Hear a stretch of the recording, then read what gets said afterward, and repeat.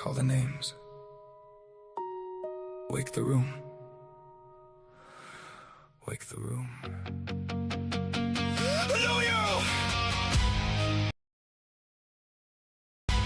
Rex, Pam Ray, Naomi, Fastiana, Babbler, Monarch Soul, Jojo, Gray Eyes, fill my eyes. Poets assemble. No masks, no manners. Say it plain or say it broken. Monday night in the garden of enlightenment. Low light lit minds, every line got intent. Clock ticks crooked and the room turns vigilant. Quiet so loud you can hear what the tension meant. Then it slips after midnight, manners get murdered. Nice little masks get cracked by a word or a murmur. Twisted Tuesdays twist truth till it turns on its heel. Clean cut faces go strange when the dark gets real. You can feel that shift, that slick little slip when the grin stays sweet, but the eyes don't sit. Like the room grew ribs, like the walls grew ears, like the hush got hands and it's pulling you near. And the words don't rest, they press, put a heel on the chest, leave a dent in the breath. Every line like a knock from the back of the brain, like you came in one shape. You won't leave the same. Late night poets, where the room leans in, where the sharp gets shown in the soft door dim.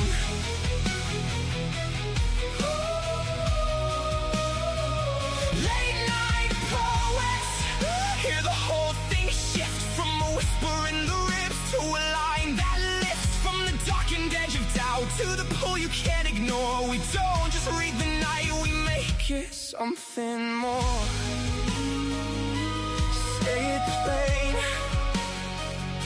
say it broken.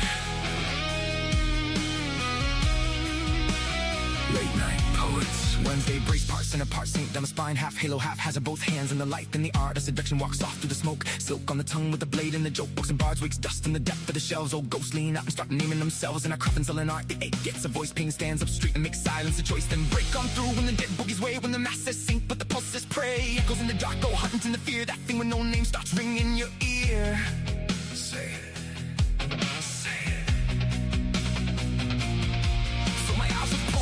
Tongue water it down, let it bite, let it bloom, let it burn through the crowd. Back company grins like a bruise, dressed smart in rhythm and rhyme. Puts a boot through the heart.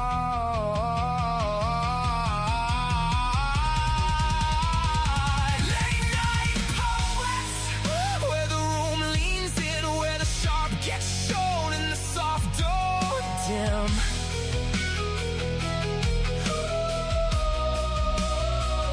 Late night poets, hear the whole thing shift. From a whisper in the ribs to a line that lifts. From the darkened edge of doubt to the pull you can't ignore. We don't just read the night, we make it something. Little room, late souls, wide eyes, all nerve in the dark. A room full of hearts, beating hard through the dark.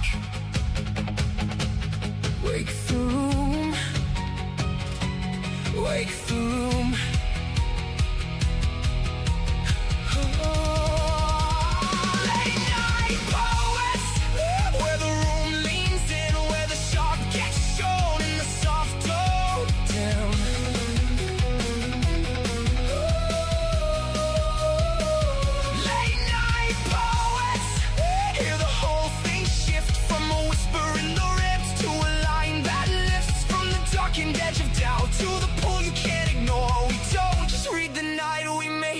Something more.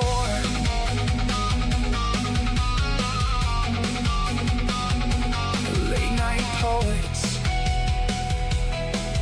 When the clock slips past polite, we tell the truth. L&P, we love you. Stay frosty.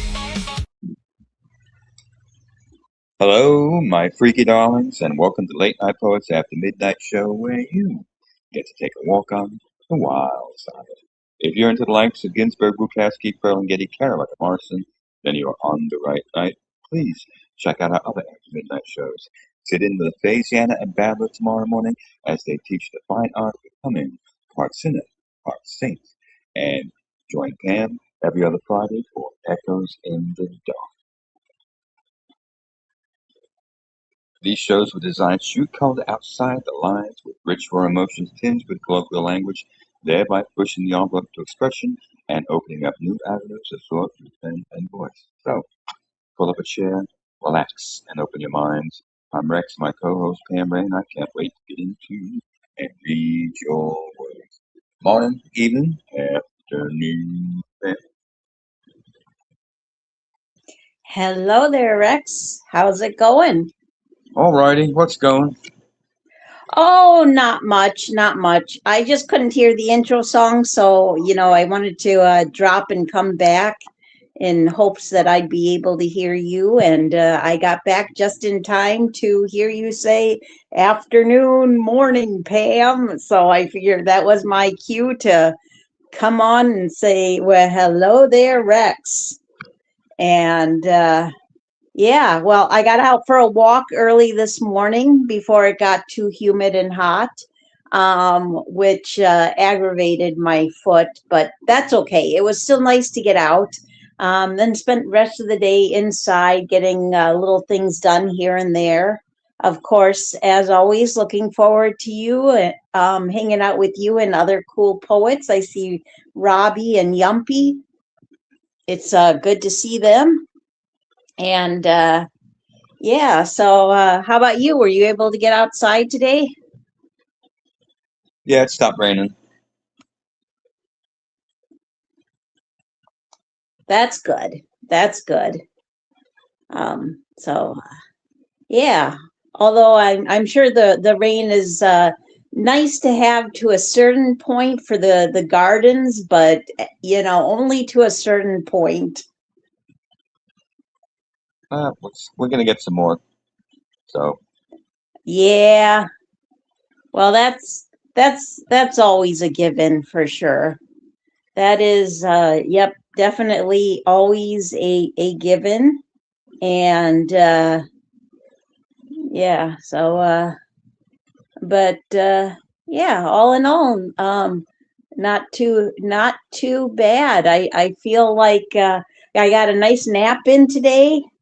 Did some poetry reading, all the usual stuff, and yeah, just life is good, or at least it does no good to complain. So, oh my goodness gracious. But yeah, so tonight we're finally getting to the after midnight Vipers and Rats contest, where we will, be delving into poetry inspired by Viper and Rat quotes. And we got all over the place. We got metaphorical, we got literal, of course, being after midnight, we got hard hitting and edgy and, all that fun and interesting stuff. And nice. yeah. So, and of course, I look forward to whatever it is that you'll be coming up with for next week, Rex. And speaking of shows, do you have any? I haven't actually checked. Do you have anything up for a Sunday show? Not yet.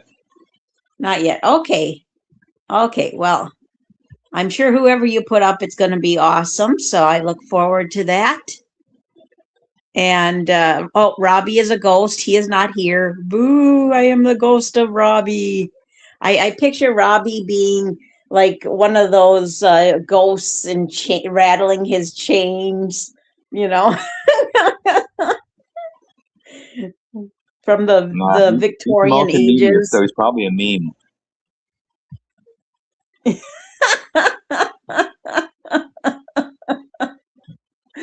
Oh my gosh.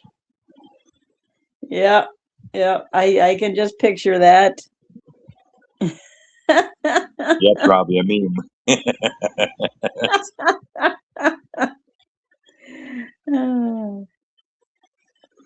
Right. Well, I guess we can go ahead and get this ball rolling. If you're ready, Rex.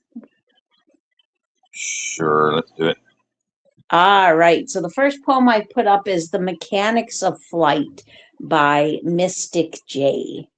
And go ahead, please, Rex, and give that a read.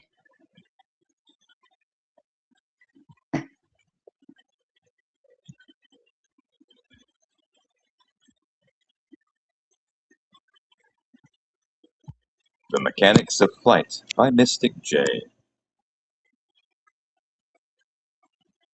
The walls do not have to be made of iron bars to keep a spirit confined.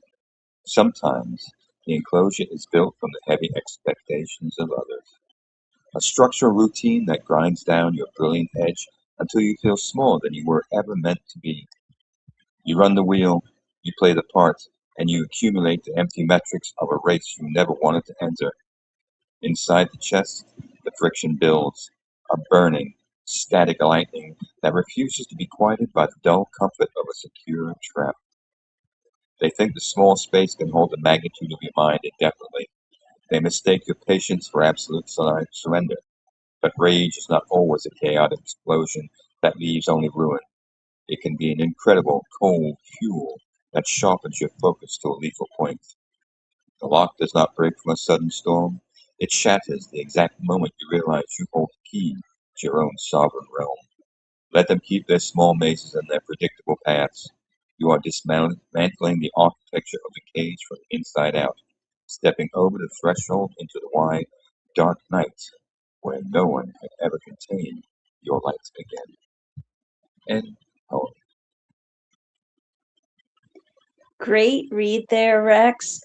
I thought this was a strong write by Mystic J. I like the imagery in this. I like the thought that she put into the idea that often it's not a physical imprisonment that you go through, but rather people trying to cage your spirit. She was inspired by the song line from the Smashing Pumpkins, despite all my rage, I'm still just a rat in a cage, which is actually, we did a contest a few years back with the using the lyrics from the entire song for After Midnight, but I thought, why not? Since it fits with this contest theme, why not put it in here? And besides, then if we didn't get a lot of rights, it would give me another contest to track down. But yeah, I really liked the thought and the heart put into this and the imagery. Um, and I thought there were some strong lines throughout, but I especially like they think the small space can hold the magnitude of your mind indefinitely. They mistake your patience for absolute surrender. But rage is not always a chaotic explosion that leaves only ruin. It can be an incredible cold fuel that sharpens your focus to a lethal point. And I like how that speaks on healthy anger, on justified anger that gives you a focus, gives you a purpose, gives you a goal, and says, this is a situation that I don't like. So this is a situation that I want to change. So excellent, right? And very well done. Yep, patience is the key because heat burns out quickly, then leaves you empty. So the patience uh, gives you that note of, even though it looks like surrender, it is just waiting for the right time for the that cold fuel to actually materialize in a positive manner. So I agree on that point. Nice, Mystic. Thank you. Absolutely. Absolutely. And I'm peeking out of curiosity to see if we have anybody new. Nope. I mean, we do have a listener on YouTube. So hello to our YouTube listener. Nice to know that you're listening in. And oh, and Hats came into the studio. Hello, Hats. Good to see you. All right. And Up next, we have Watch the Gentle Ones by Steph with an F. If you only knew the rage I have caged within me, you'd cower to the wall, a sinner without denial, crafted by futile tries to have my voice heard. I've fawned 1,000 times, unchecked crimes I hid and took on as my own, to hold fragility with strength. You've not a tenth of my ideals. You'd have me shamed in tears. I've cracked like an eggshell, sent to hell by cruelest words and far more heinous actions. But you'd have it that I repent the time I spent to get through all I've been forced to endure. The gentle soul only lives. Heaven forbid they thrive. What kind of repression is that? But eventually I will break, become a snake and strike. I fantasize 1,000 times, then everyone will call me bad, and I'll be glad of the label. Now I got into their convention. Who's to blame? It matters not. Not a jot. It was inevitable. Every human must snap. I had no choice but play a game and become the same as I despised. It must be poetic irony. End poem. Great read, Pam. Thank you very much. I like the back end of this poetic irony.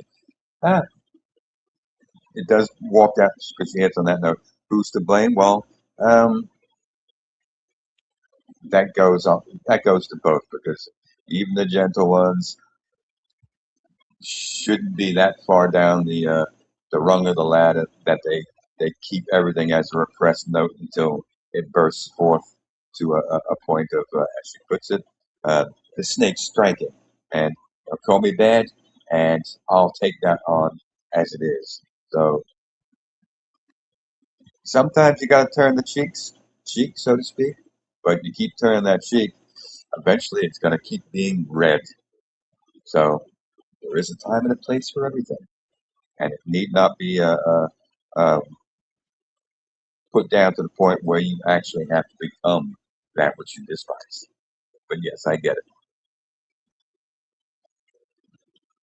Right, exactly, exactly. Well, first of all, I like the title. Watch the gentle ones. Like they always say, it's the quiet and, you know, gentle and demure ones that you have to watch out for.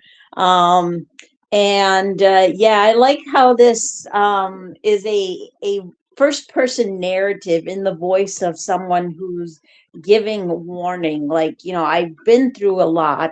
You couldn't handle the things that I have been through and held myself together. And eventually, I'm going to snap. Eventually, the people who have hurt me are going to feel my fangs. They're going to feel my venom.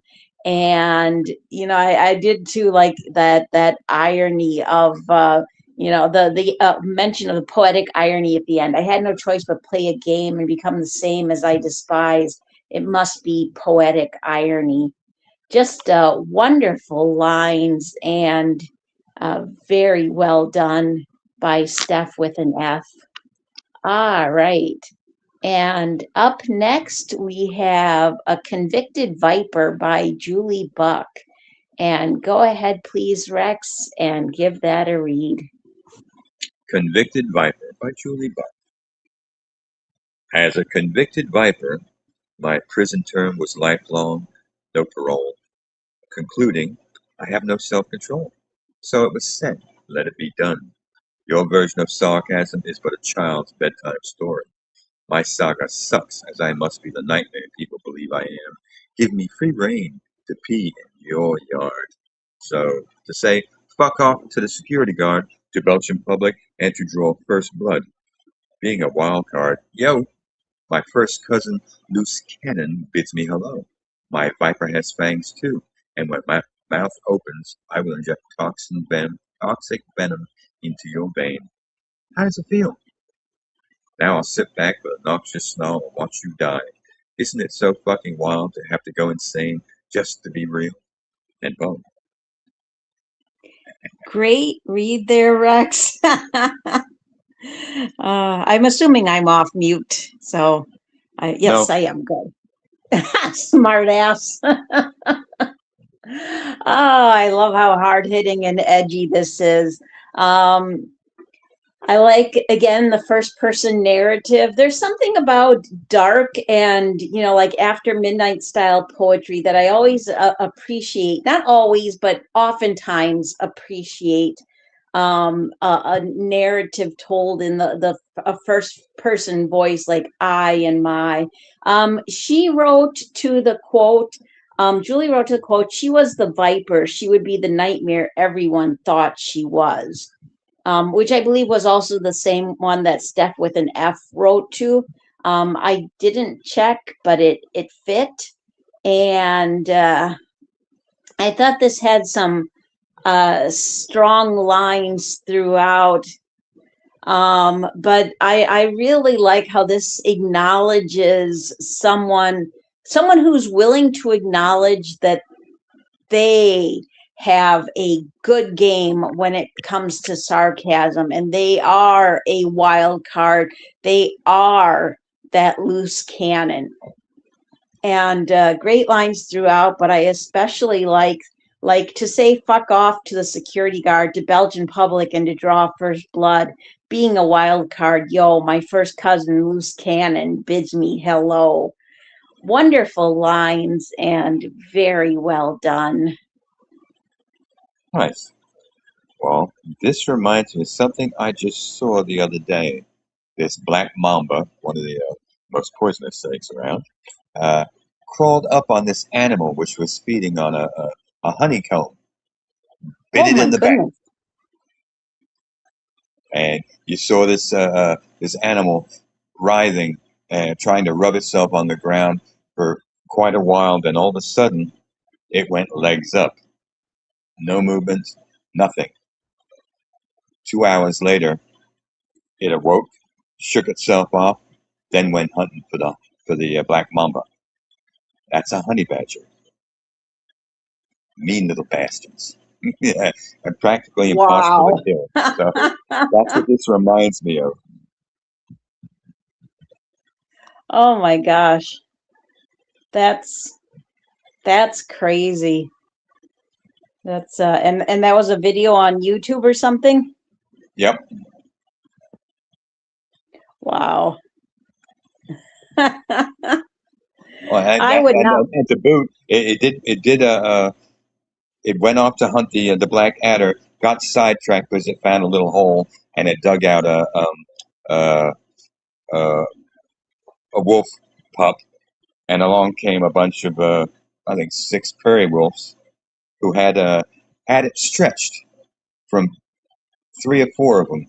But the damn thing is so resilient. All it had to do was wait a little bit until they tired, then twisted itself out and attacked their asses and drove them off. Then he went Oh back to yeah. hunting down the black mamba. Yeah, yeah, those honey badgers, they're insane. Well, even like American badgers, like badgers in this area, wolverines, those all those kind of animals, they are really, really resilient. And I mean, I would not. I've seen like videos of them like taking on bears. I mean, it's just yeah, and I've heard about those honey badgers. They will turn on you in an instant, you know. So, They have no fear about anything. For nope. them, for them, it's live or die in the trying to Exactly, exactly. I remember one time somebody said about a poem, commented on a poem I had written, that I write honey badger poetry.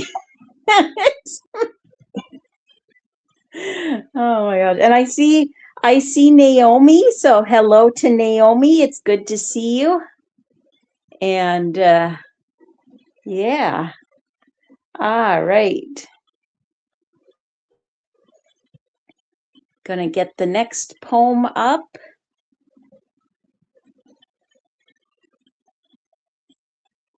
And up next, I think I have to refresh, we have Dirty Rat by Just Poppy. We sit under a night sky pointed with your, I'm sorry, let me start over. We sit under a night sky painted with your lies. I point out each fake star. You deny you're the artist. I point to your fingers stained with texts that I read before you erased them. You say it's car grease. I point at your little paintbrush dripping with a shade of lipstick that is not mine. You begin to stutter. I point at my engagement ring, sparkling with 24-karat fraud. You say it cost $3,000. I head to the pawn shop to find out the truth. End poem. Great read, Pam. Well, yeah, this is funny. Even the picture is funny. Damn, That is great. quite quite the drawn emotion too. Painted with your lies. You deny being the artist. Point your finger stained with text that I read before you erase them. You say it's Congress. Uh, and then I point at your little paintbrush dripping with a shade of lipstick that is not mine. You begin to stutter. And then that engagement ring. Hot damn. That was funny, Poppy. That was great. I love yep, it's got a dark biting humor, and an edgy reality to it that works very well. Um I she was inspired by the quote by James, the character James Cagney, or you dirty double cross. At least I think that's James Cagney. I Yeah. know the quote. You dirty Yeah, rat. I'll kill your you brother. dirty double crossing rat. Because yep, exactly, Rex. Because of course we couldn't have a rat and vipers contest, rats and vipers contest without having that quote in there. Yeah, I like the inspiration she got from this quote. I like that there's a consistency in tone, in using the idea of someone being an artist, but everything they create is like this ugly broken lie. And it's that there's all this idea of backtracking and how easy it is to, once you catch the scent of a rat and they're lying, it's very easy to back them into a corner. But great lines throughout. But I did especially like the second and third stanza. So very well done here. Very well done here by Just Poppy. All right. And getting the next one up.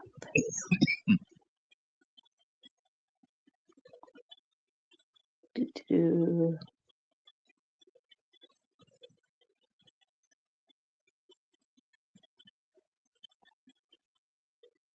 All right.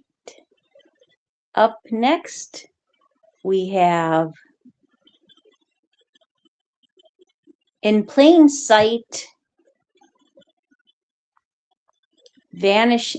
In Plain Sight, Vanishing Grace. Or is that one? I'm not sure. But either way, it's by Shadows Night. And he was nice enough to supply us with a recording. So I will go grab that.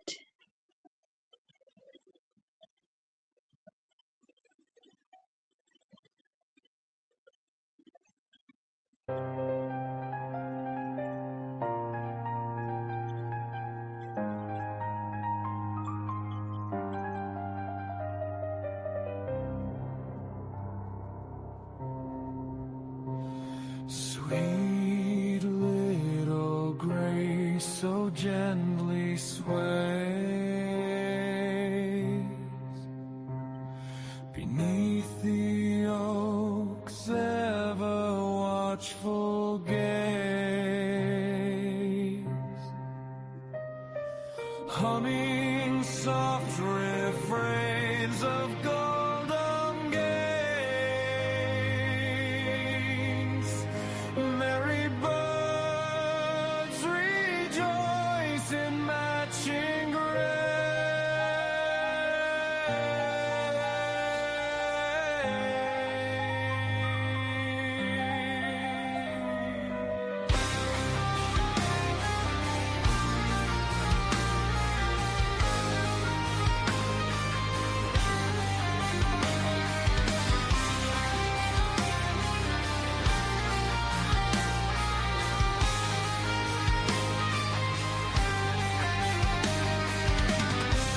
Our world has forgotten her name,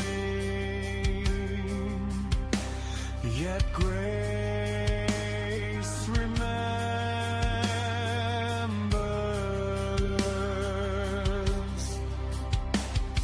The ancient oak still walks those hungry stairs.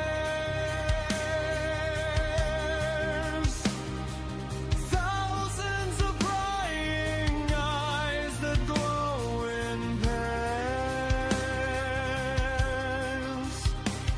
Some forged of rice, some wreathed in flames. Still none glow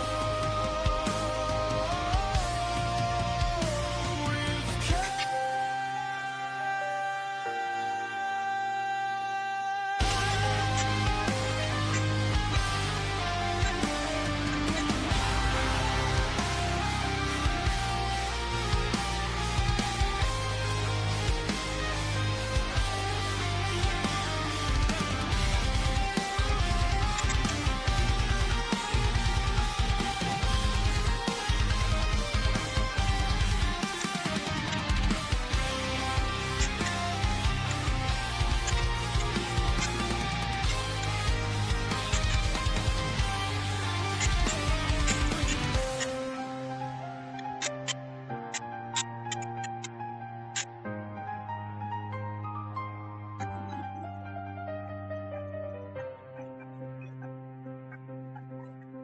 Beneath her guardian of hallowed light, sheltered safe from embers sickly bright, as blind sleepers drown in shallow night, eager prisoners of self-made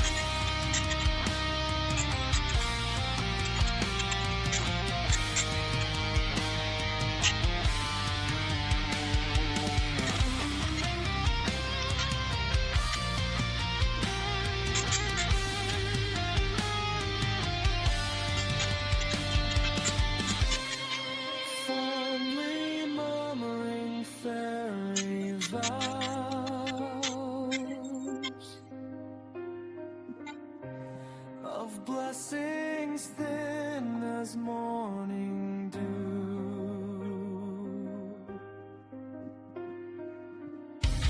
The sacred gift time allows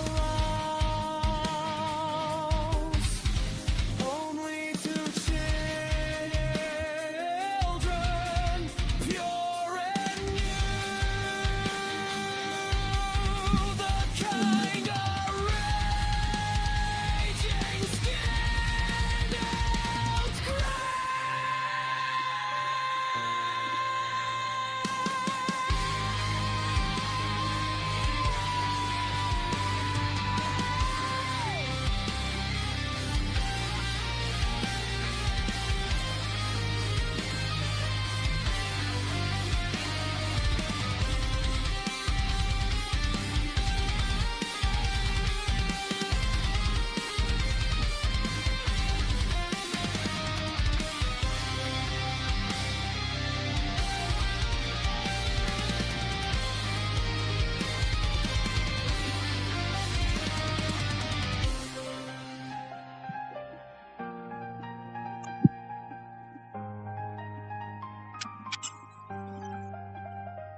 Her mother dwells in a world entirely her own. Wayward gaze cast skyward, lost mid-flight.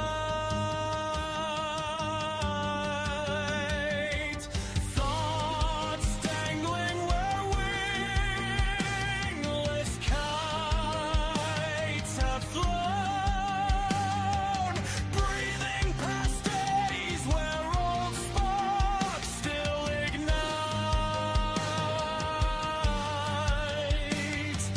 Painting grief as clouds of shifting tone. When it drops like stone, dead weight to earth. Eyes drained and barren, tears denied of rebirth. Only the swing remains, creaking in its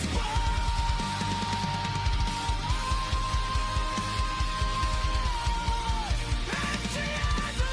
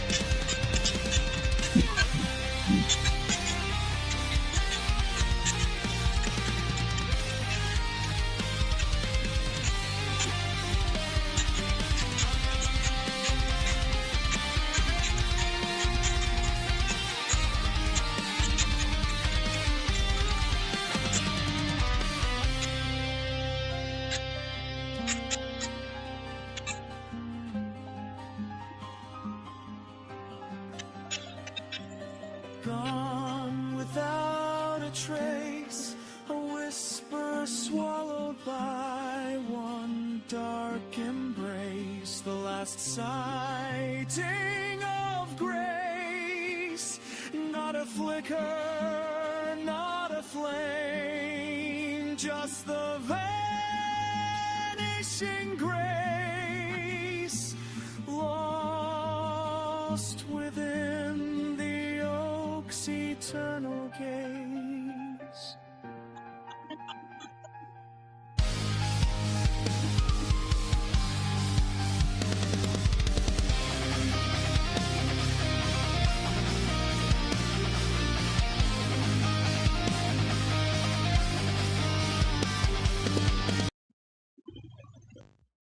Nicely done, Shadows Night. Thank you for the sound clap. Very much appreciated. All right, Pam.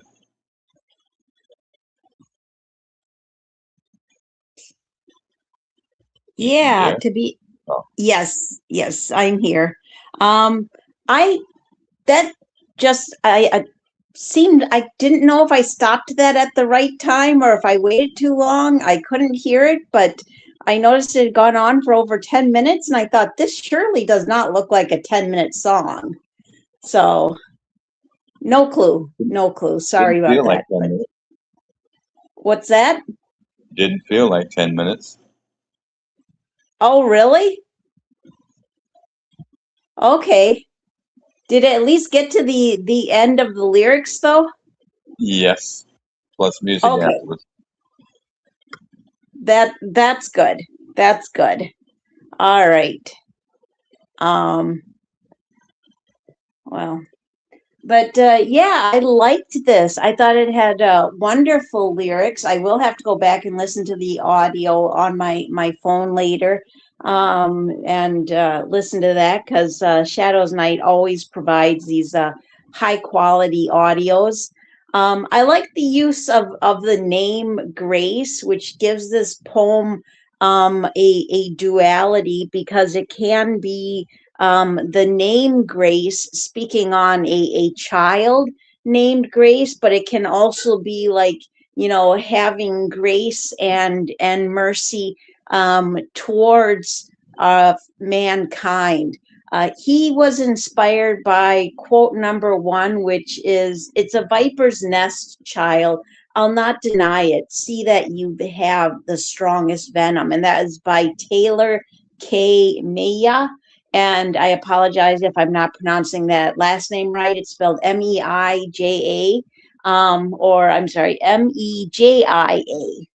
And but yeah, so the quote itself and the way he connects with it does make me think that there is, like I said, that duality, the idea of a child being raised in a world where they come to realize that you basically have to fight for yourself. But there's also that idea of the concept of grace, um, dying and being lost, like where the cruelness of humanity. Um, and I thought there were just powerful lines throughout. But I especially like "Her mother dwells in a world entirely her own. Wayward gaze cast skyward, lost mid-flight, thoughts dangling where wingless kites have flown, breathing past days where old sparks still ignite, painting grief as clouds of shifting tone. When it drops like stone, dead weight to earth, eyes drained and barren, tears denied of rebirth, only the swing remains creaking in its birth, empty and alone.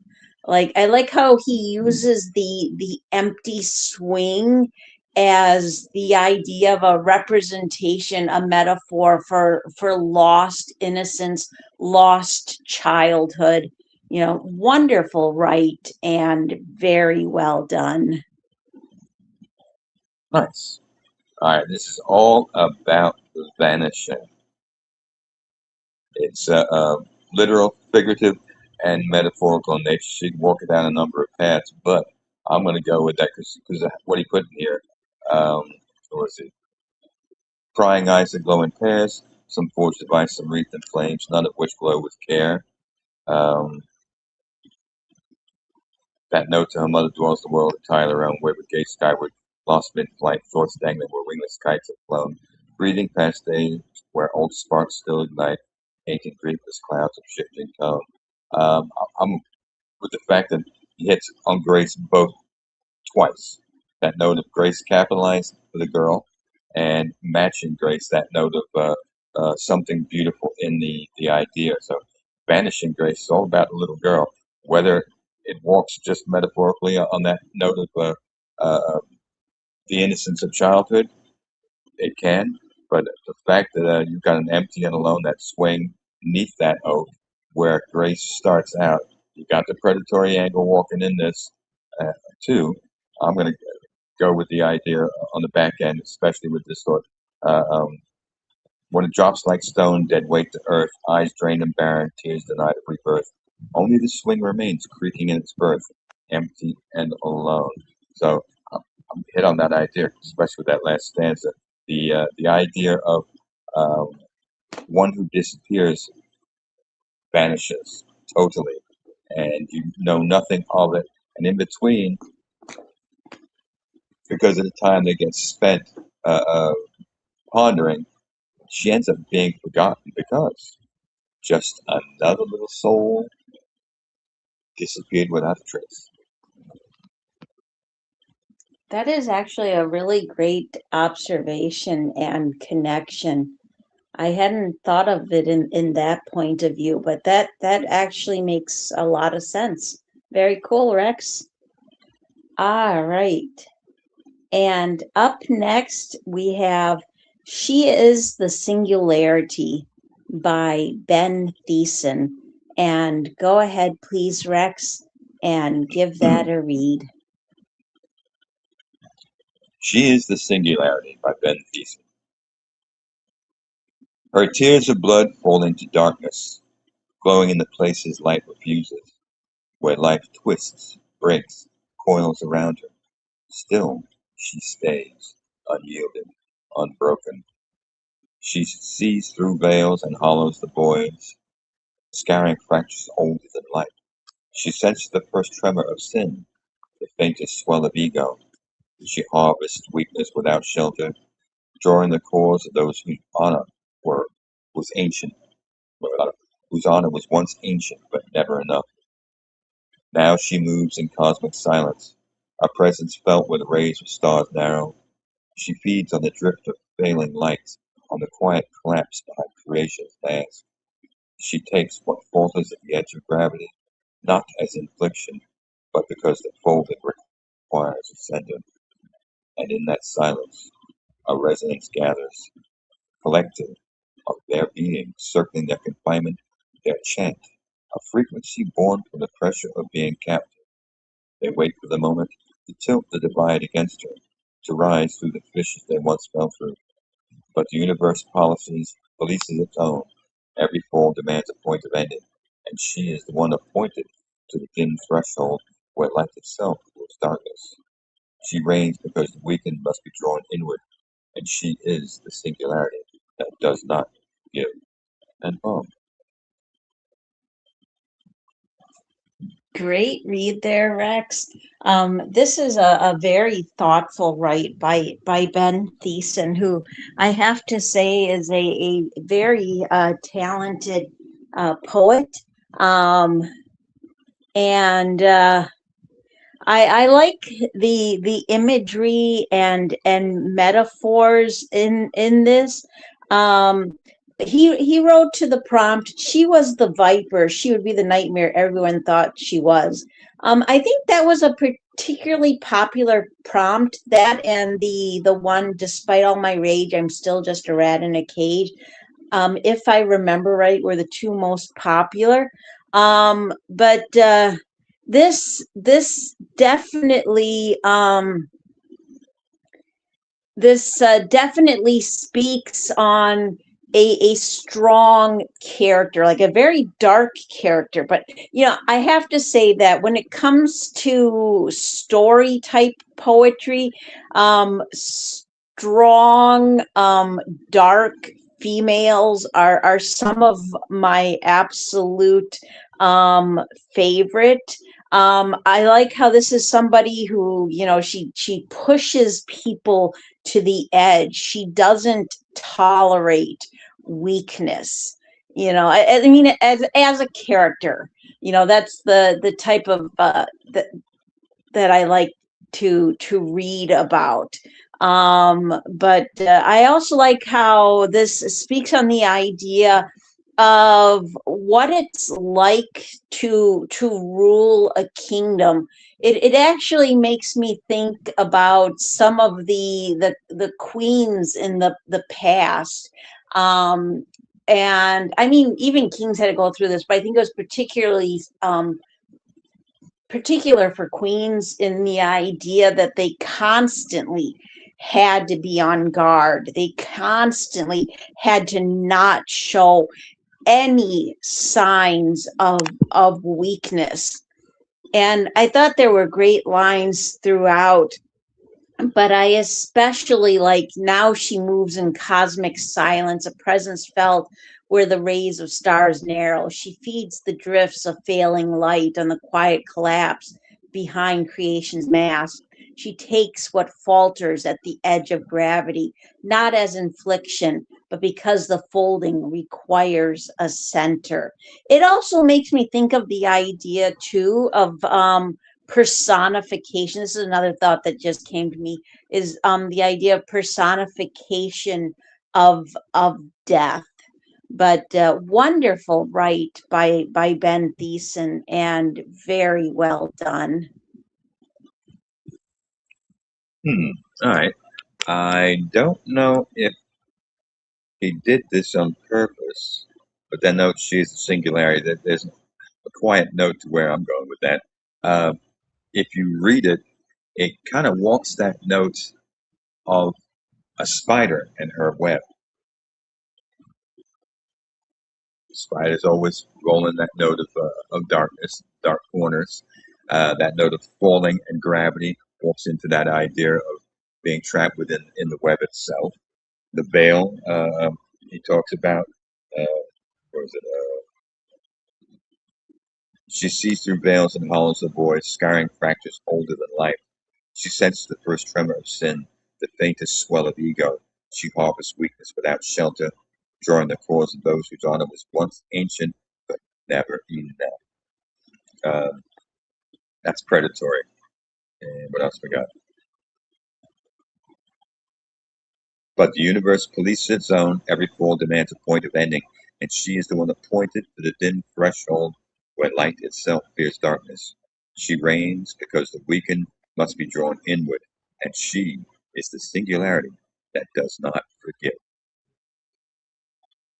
Wonder if he actually had Spiderweb in in mind when he wrote this, because that's this kind of walks that very same tone and flavor of the spider using the web what it wants, gathering up that which it needs, and shows no mercy because the spider is what the spider is. It will always do what it needs to do. Oh, yeah, yeah. I can definitely see that. Yep. I think that would work well with the idea of a spider. Um, which of course there are spiders that do carry venom, so it would make sense. So, very cool. All right. Up next, we have One Eye Open by Burnside, or One Open Eye by Burnside. And it goes like this. A red-tailed hawk circles high, eyeing the prize, as the hognose curls still, but with one open eye. Daily traps and near misses on the morning commute, scurrying along the fence lines, wishing to find food. Caution is a must as big cats patrol the beat, preferring to capture than torture the meals they eat. Possums don't care when donning sharp white teeth. A quick snap is all it takes, then you become the treat.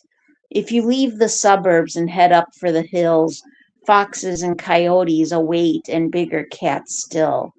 Everywhere I turn, it's always to avoid a hassle. I wish I could live in a huge abandoned castle where rainstorms and floods don't determine your way, where poison and traps don't hamper your day, or Jack Russells and terriers that just want to play, avoiding at all costs both eyes, wearing X's fate. End poem. Great read there, Pam. Thank you very much. I like the back end of this. And Jack Russells and Terriers that just want to play. Damn, they're annoying and little buggers. And they Yes. were bred specifically for hunting, little bastards. Yes. So this it's all walks around that note, especially leading off with the red tail or circling. The idea of each and every animal within its realm has to keep one eye cockeyed, or uh, um, at least alert to everything going on around you, because someone's always hunting your ass one way or another, and you don't have to worry about what it is. You just have to make sure that you're either bigger or not the kind of food they want to begin with. So this walk, yes. If you leave the suburbs and head for the hills, foxes, coyotes, wait, and bigger cats still. Everywhere I turn, it's always to avoid a hassle. I wish I could live in a huge abandoned castle. There you go. Somebody just, hey, I want to be somewhere where there ain't nothing that wants to eat my ass. I like that note where both eyes wearing X's face. That's a nice touch. Death. Oh my gosh, right? Somehow, though, I don't feel like living in a huge castle would solve that problem, but I get it. I totally get it. Um, but I like how this speaks on, like, this is a poem about the hunters and the hunted, the predators and the prey. It's also, to me, a very interesting poem about how, because of so much building of suburbs, because of, humanity taking over, where nature only used to exist, and forcing nature to become a part of the towns, like the town I live in. We basically, you can see almost any kind of animal here. You see bears and deer, foxes, um, coyotes, not so much, although I wouldn't be surprised. I've never seen them, but I have heard of other people seeing cougars. Of course, they might have just seen me out on the town, so who knows? But I, uh, I thought this was just great in its idea of mankind and nature not always being able to work together, and how there is a natural order of predator and prey, and great lines throughout. But I have to say, I did especially like the first two stanzas. So excellent write by Burnside, and very well done. All right. And up next, we have,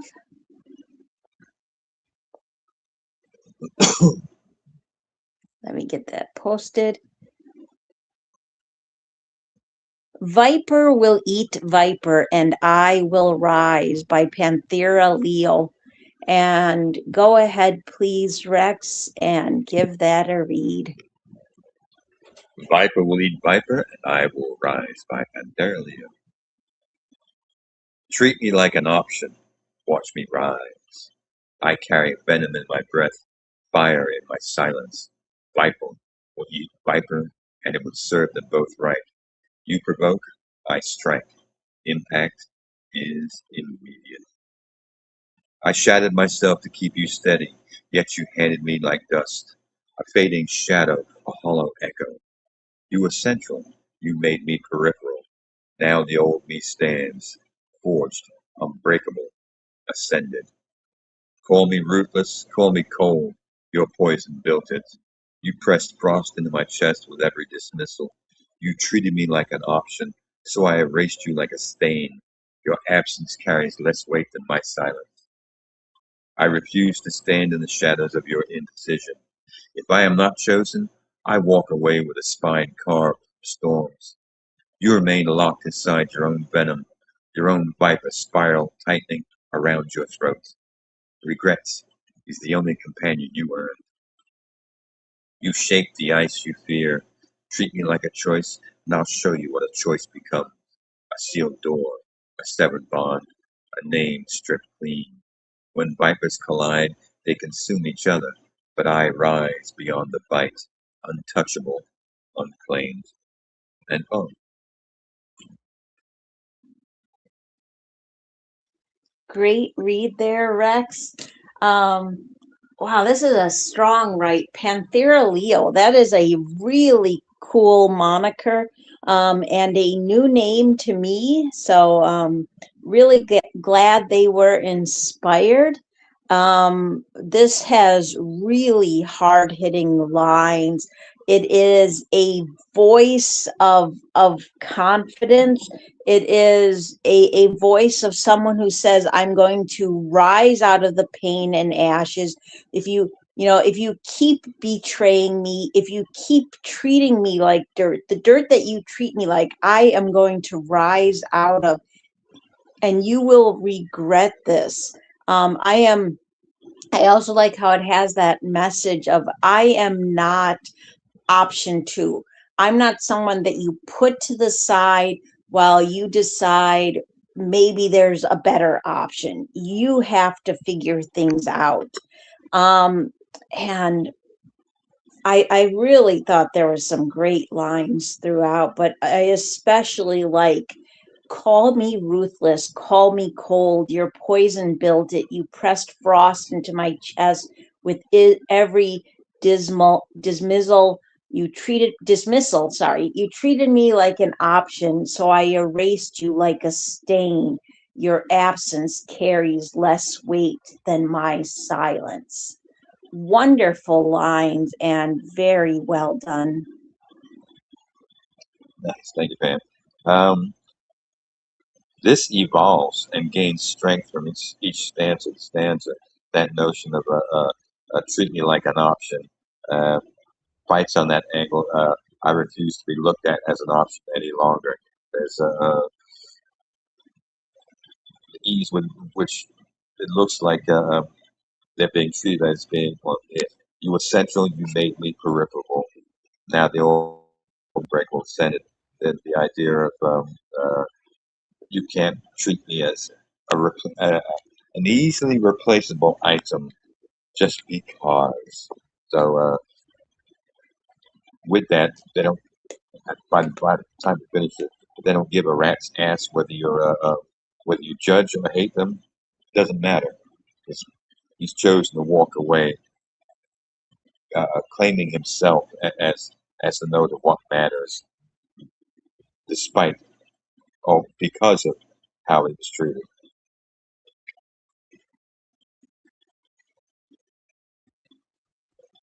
Absolutely. Absolutely. Well said there, Rex.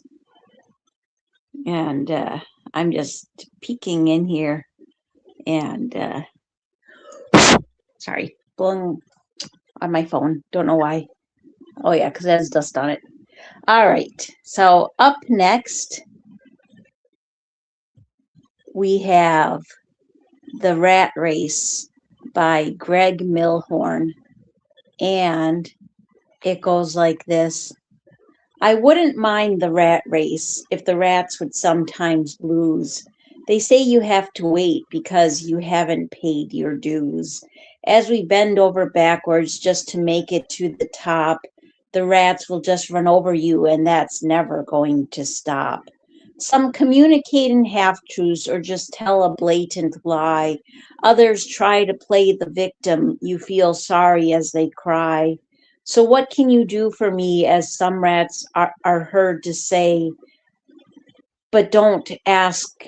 But don't ask rats for a favor as they suddenly walk away. The rats work on our conscience, and they really have no shame. Some rats won't lift a finger and will never accept the blame. Using flattery or some charm, big schemes that are grand, but are rarely ever available to lend a helping hand. Every rat says they're your brother until the paycheck is due. Then not one rat can be found. It's so sad, but it's true. End poem. I agree there, Pam. Thank you very much. Well, it kind of bites at the idea of it's a dog-eat-dog world, and every rat races to help himself because that's all that matters. Nicely done there, Greg. That was well played. Dog eat dog world. Yes, I can definitely see that. And he was inspired by the quote, "I wouldn't mind the rat race if the rats would lose once in a while," by Tom Wilson, which he paraphrased as his first line, which, this had some nice rhyme and flow. And I like how it speaks on the idea of rats representing a certain type of person, the type of person that always takes, but never gives anything in return. The type of person who's emotionally manipulative. Like they want to get as much out of you as possible. And if that means having to make you feel sorry for them by playing the victim, that's exactly what they will do.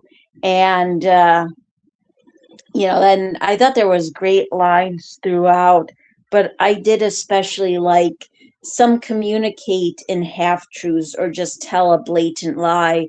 Others try to play the victim. You feel sorry as they cry. So what can you do for me, as some rats are heard to say, but don't ask rats for a favor as they suddenly walk away. Wonderful lines and very well done by Greg Milhorn. All right. And going to grab the next one.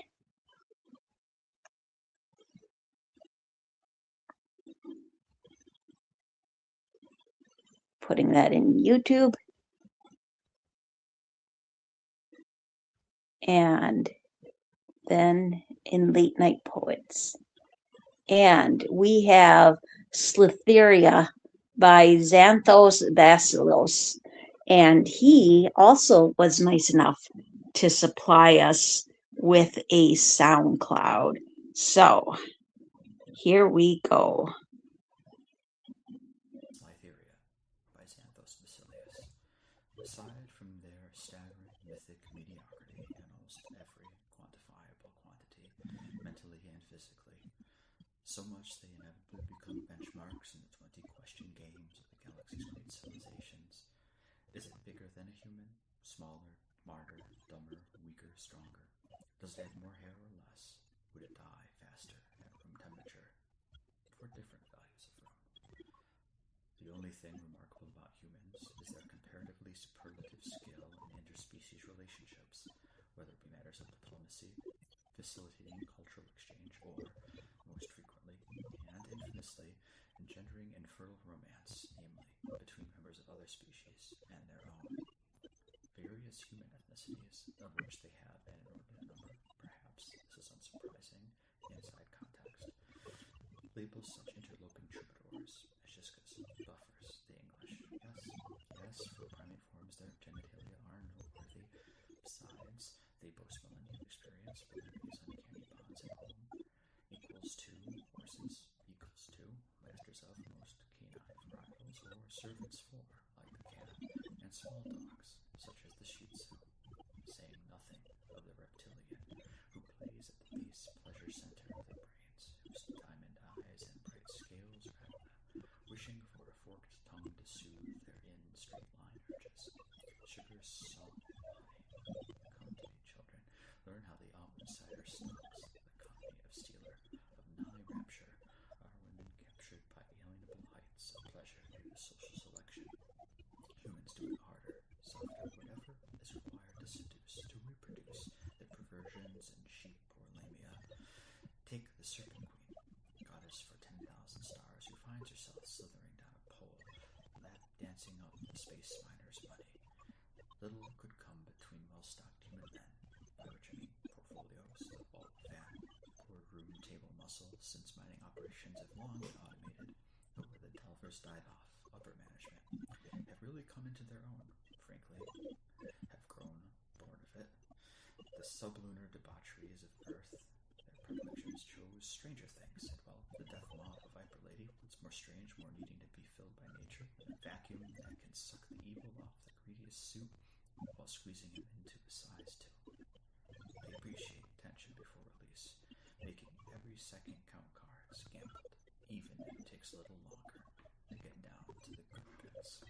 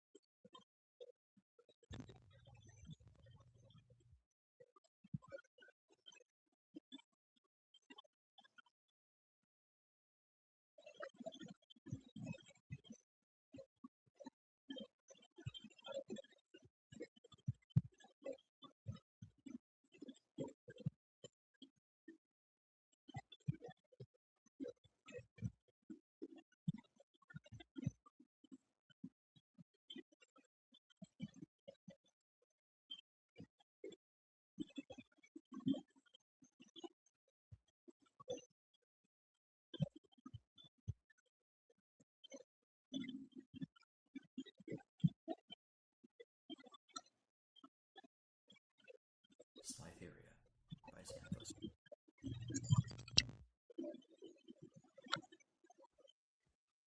Sorry, I don't pay attention all the time to. Do you want me to try to turn it up and play it again? Yeah, that'd be nice. Okay, yeah, I was looking at grabbing the next links rather than in the chat. So if you really need to get my attention, you have to put at Pam Ray, and then the screen will flash on my phone, and I'll look more quickly. So let me turn up the volume and see if that helps. Now, if it doesn't help, either to go do at Pam Ray or just say, hey, Pam, it's not working. All right, so we will once again play Slitheria by Xanthos Basilios, and fingers crossed it works this time. So here we go. Aside from their staggering mythic mediocrity in almost every quantifiable quantity, mentally and physically, so much they inevitably become benchmarks in the 20-question games of the galaxy's great civilizations. Is it bigger than a human? Smaller, smarter, dumber, weaker, stronger? Does it have more hair or less? Would it die faster at room temperature? For different values of room. The only thing remarkable about humans is their comparatively superlative skill in interspecies relationships, whether it be matters of diplomacy, facilitating cultural exchange, or, most frequently and infamously, engendering infertile romance, namely, between members of other species and their own. Various human ethnicities, of which they have an inordinate number, perhaps this is unsurprising inside context, label such interloping troubadours as Jiscas, buffers, the English. Yes, for primate forms their genitalia are noteworthy. Besides, they boast millennia of experience building these uncanny bonds at home. Equals to horses, equals to masters of most canine varietals, or servants for, like the cat, and small dogs, such as the Shih Tzu, saying nothing of the reptilian, who plays at the base pleasure center of their brains, whose diamond eyes and bright scales rattle them, wishing for a forked tongue to soothe their straight-line urges. Sugar, salt, honey. Come to me, children. Learn how the almond cider stalks, the company of Stealer, of nigh rapture, are women captured by alienable heights of pleasure due to social selection. Humans do it harder, softer, whatever is required to seduce, to reproduce their perversions and sheep or lamia. Take the Serpent Queen, goddess for 10,000 stars, who finds herself slithering down a pole, lap dancing up the space miner's money. Little could come between well-stocked human men, by which I mean portfolio muscle, since mining operations have long been automated, but where the delvers died off, upper management have really come into their own, frankly, have grown, born of it. The sublunar debaucheries of Earth, their predilections chose stranger things, and well, the death mob, the Viper Lady, is more strange, more needing to be filled by nature, and a vacuum that can suck the evil off the greediest suit while squeezing him into a size 2. They appreciate tension before release, making every second count cards gambled, even if it takes a little longer to get down to the good bits.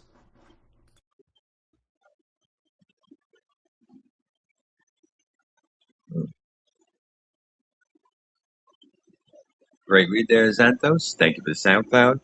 Very much appreciated. All right, Pam. All right. So then you could hear it better that time? You could hear it that time? A little better. It was still low.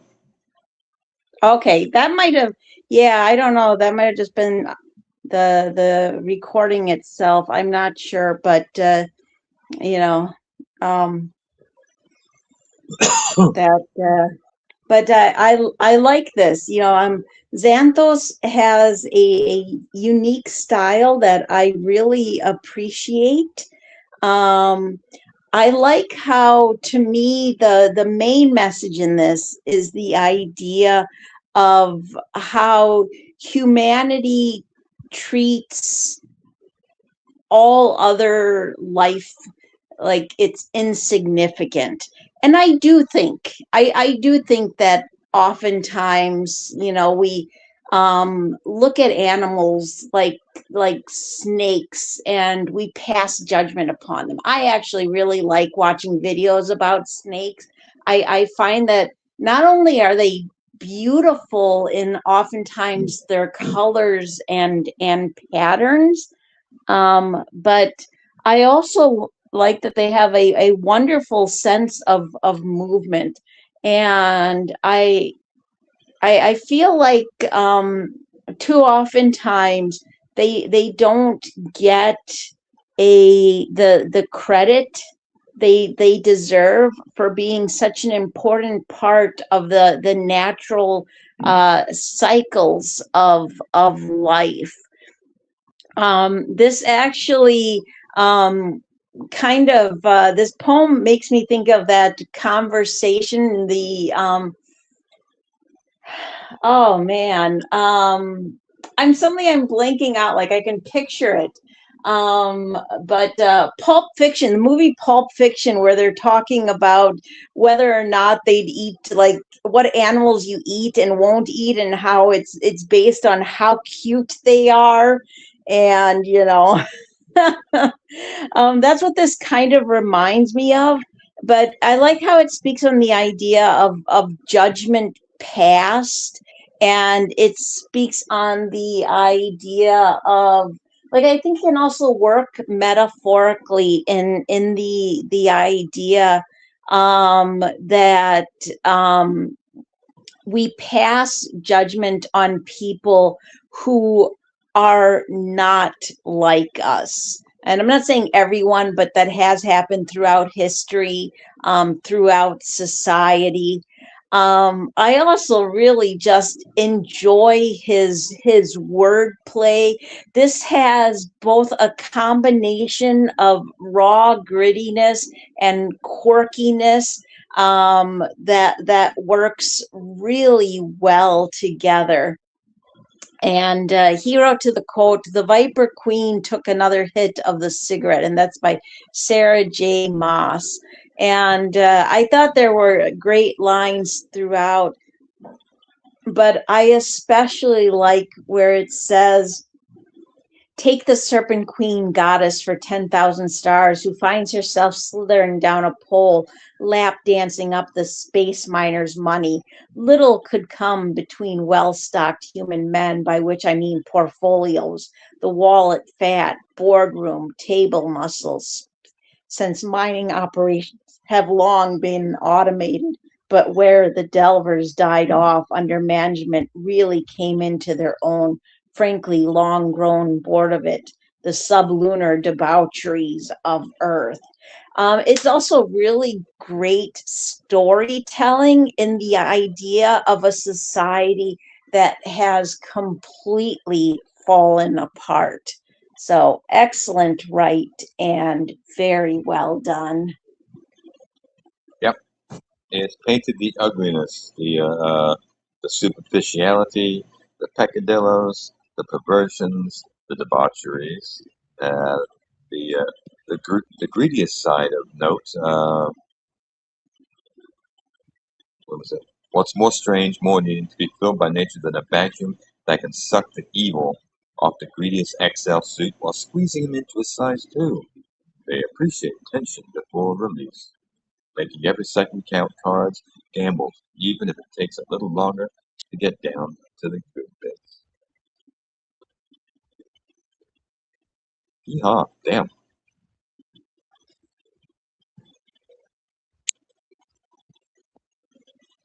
Alright, back to you. All right. I'm debating whether or not I want to put up the other SoundCloud. If I should just skip that and I don't know.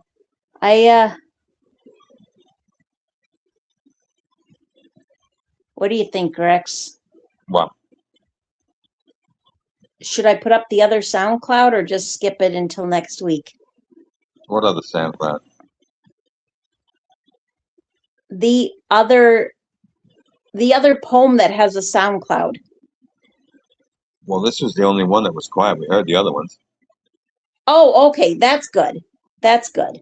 At least, all right. All right. I'm glad to hear that. And I'm not really glad. Like, I feel bad. Like, I'm really sorry. I don't know why that one was so particularly quiet. And I apologize. I'm not really sure, but I do appreciate it. And, I don't know what the technical issues were. All right, then I will go ahead and get the next one up.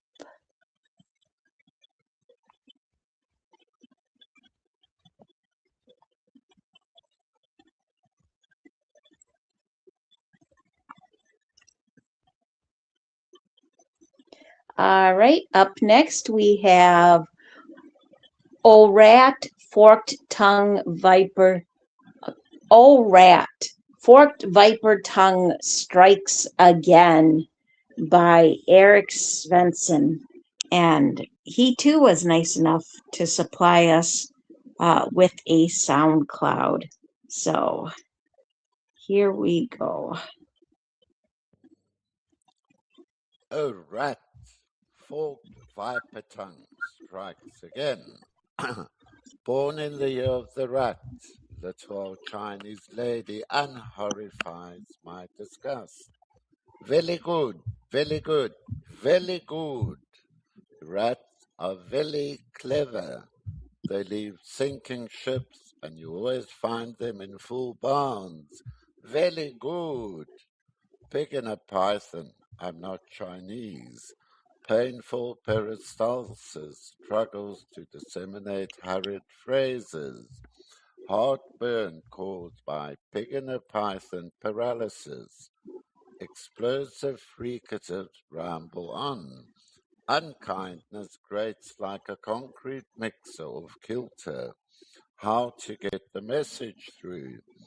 Intermittent lapses of a transatlantic phone call. Uneasy pauses, delayed reaction, second-guessing gaslights. Forked viper tongue strikes again. Mercurial wit delivered in winged Hermes sandals. Congested sarcasm, word thoroughfares. Quicksilver blood-clotted ingots cram drum concert. Bottleneck battle axes vex. Vitriol seeps through hairline cracks. Victor and vanquished. Quicksilver peristalsis stasis stuck. How to get through another day's harried harshness. few and far between authentic love's liminal spaces. Word constructs horoscope the atmosphere. Bane of flaring trumpet blares stresses the stratosphere. Stilted rats on off-kilter treadmills fail to crumble Jericho's walls. Forked viper tongue strikes again and again. Pig in a python epitomizes society's bloated cadaver. Painful peristalsis pines for the lost art of patience. Rife and rank the abattoir's stench of no compassion. Hell's bells and whistles with trimmings well roasted. Rats, rockets, and fork viper tongue sprockets. End poem. Great read, Eric. Thank you for the SoundCloud. Very much appreciated. All right, Pam. That was better. Yeah, all right. All right. Yeah, I enjoyed this. So I see Eric was born in the year of the rat. I was born in the year of the tiger, which makes me want to sing It's the Eye of the Tiger. But I like how his wordplay, the imagery and metaphors. He oftentimes has such clever lines throughout. I like how he speaks both to me literally and metaphorically on a small creature like a rat causing a lot of damage, and that the idea that even the smallest of actions can have a huge impact. And I thought there were great lines throughout, but I have to say I did especially like the third and fourth stanzas. Especially Forked Viper Tongue Strikes Again. Mercurial wit delivered in winged Hermes sandal, congested sarcasm word thoroughfares, quicksilver blood clotted ingots, cram Jan concepts. Wonderful lines and very well done. Nice.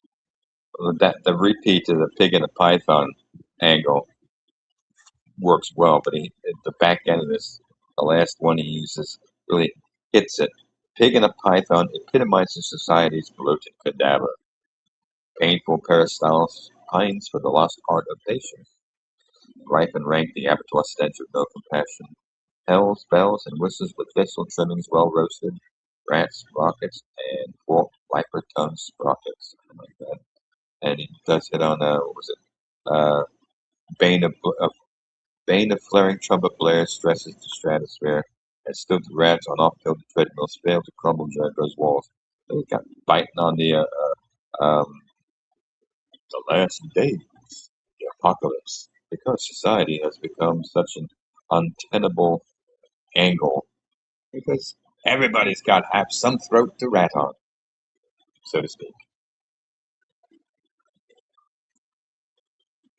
Oh, absolutely. Absolutely. So true. So true. Well said there, Rex.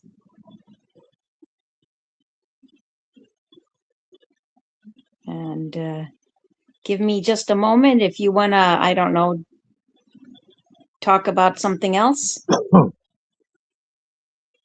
about something else. Of course not. Nah. Oh. I don't know. Is anybody saying anything interesting in chat?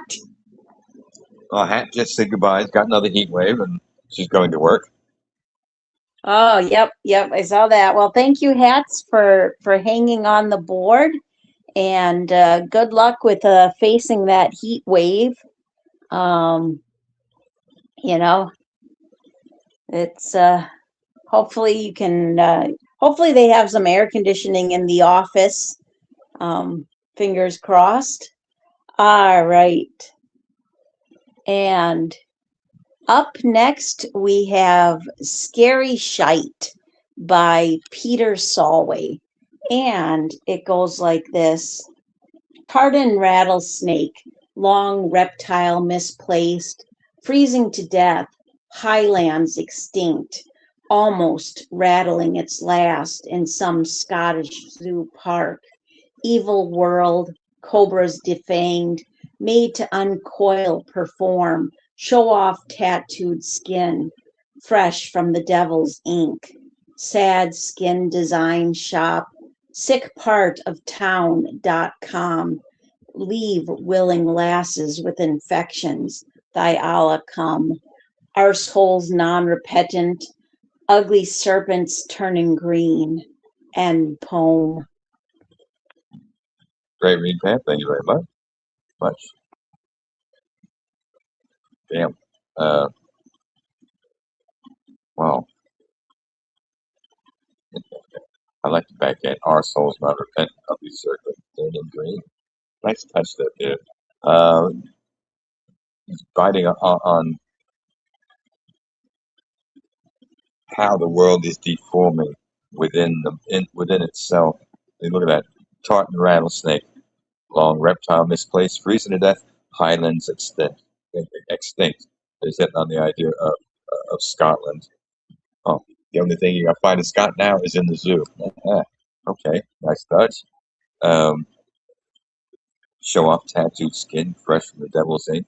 Oof, there's an easy note to yes, we're going down the wrong path. Sad Skin Design Shop, sickpartoftown.com.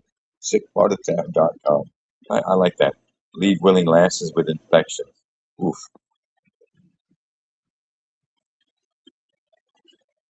Scary shite.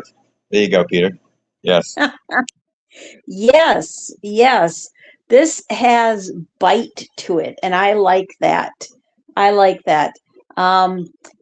think this is an excellent brevity, reminding us that there are far scarier things in this world than snakes. And one of those things is, of course, humans.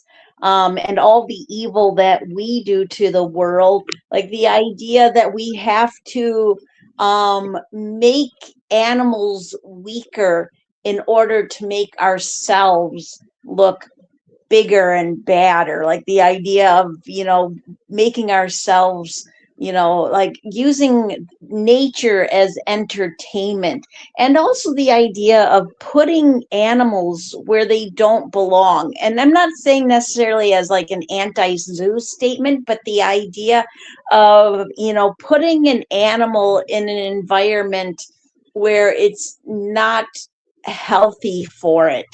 And this is all about our own egos. This is all about the serpent, the metaphorical serpent that is mankind. So excellent write by Peter Solway, and very well done. All right. And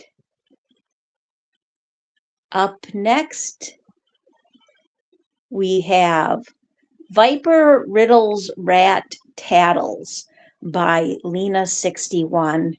And go ahead, please, Rex. Viper Riddles, Rat Tattles by Lena61. My scales indicate indigenous seeker pattern, vindicate. My body slinks around, using my weight, twisting and turning, sidewinding gait. Sure, my shape can be straight, but I can also make a spiral. My saliva can become viral. Pit viper, letter S across my chest, and a V spelled into marrow. For lunch, I'll munch a sparrow. Caress my vibration, muscles melt for stress. Sure, the color may be sallow, but my choice is dinner. Hypocritical sinner, hangs my name engulfed in shame, hates my name just for existing. Blamed when he eats the same lavish fur to wear, an outrageous feather boa's gaudy gifting. My head cut off and shot with an arrow. My venom, I don't bite unless there's danger. Sensing parallel, I don't feel anger. Then I stand up and I take strike. Sharp fangs in skin, my venom. You pissed your denim, but you're deranged. You're the one who's strange, and you remind me of the rat. The smell, you can tell. Sure, you're smart, but you're not clean. You live in your own waste and call it decor. You sell your brother, step on him if he fell, and call it collateral damage of the war. And you continue to mention Adam and Eve, the fools who believed your command is called the law. You chase me down along my range with your shovel and weapons waging war. On your quest to detach my head, you're at my door, and expect me to bend and procure. Accept my fate? Accept. No thanks. I'm taking score. You always say, if you're in my house, I have the right to bear arms. Well, I don't have those, but I'll stand on my tail like toes.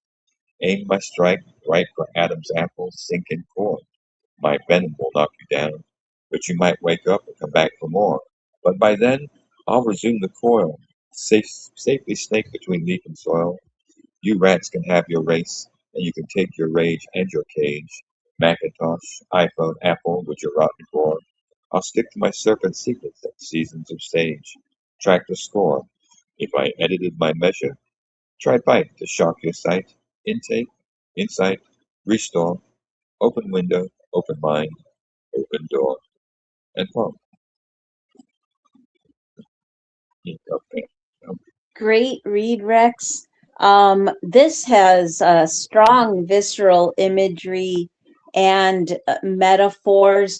I like how it speaks on religious hypocrisy and betrayal, and judgment past.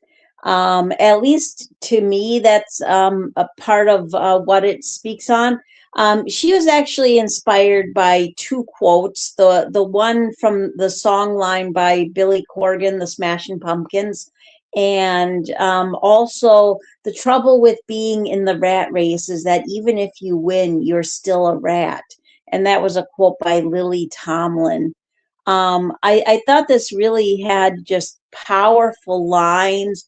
I like how it speaks on the idea of, to me, of pointing fingers at people and saying, you're the serpent when, and you're the rat. And really, they're not taking a good, hard look in the mirror at who exactly they are. Um, and I thought there were great lines throughout, but I especially like sharp fangs in skin, my venom. You pissed your denim, but you're deranged. You're the one who's strange, and you remind me of the rat. The smell you can tell. Sure, you're smart, but you're not clean. You live in your own waste and call it decor. I thought this had actually a great back and forth, that felt like it was kind of like this almost rap battle type feel. I mean, it didn't quite have the flow of a rap battle, but in a way, it kind of felt like it between the rat and the serpent. Wonderful, wonderful, right? And very well done. Oh yeah, and one more thing. I really, really enjoy Macintosh, iPhone, Apple with your rotten core. I'll stick to my serpent secrets and seasons of sage. Track the score. That is really amazing lines speaking on the idea of how much poison is put out there online, and just really amazing, right? And very well done. Yeah, I like this. It pits the angle of the snake and who and what it is. It doesn't live for anything else except what its nature is, and pointing out the basic note of humanity as being not quite as it is. At least the snake is honest in its representation. I think that's the general idea of what Lena's painting. Uh, You know what the snake is. You know what the value of a snake is, what it is, how it operates, it snakes pretty much won't bother you. They don't like humans. They stay away. But if you mess with them, hey, they'll bite your ass. Won't think twice. Absolutely, absolutely. Like the whole idea of, hey, you knew exactly what I was. Well said there, Rex. All right.